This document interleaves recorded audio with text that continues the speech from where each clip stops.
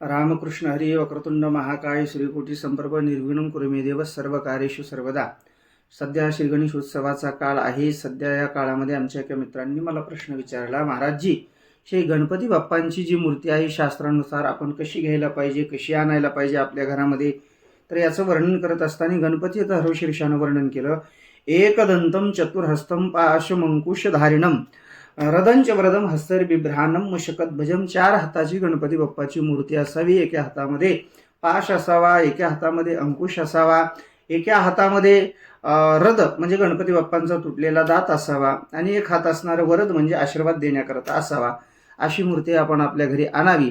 या व्यतिरिक्त जर आपण मूर्ती आणत असू तर भगवंताने आपल्याला गीतेमध्ये सांगून ठेवलेलंच आहे, या शास्त्र विधिमुत्सृज्य वर्तते कामकारत नस सिद्धिमवाप्नोति न सुखम न परामगतीम। जो कोणी शास्त्राच्या विधीला सोडून शास्त्रानं सांगितलं त्या पद्धतीनं आचरण न करता स्वतःच्या काम म्हणजे स्वतःच्या इच्छेप्रमाणे आचरण करतो त्याला सिद्धी, सुख आणि परमगती प्राप्त होत नाही, भगवंताने गीतेत सांगितलेलं आहे।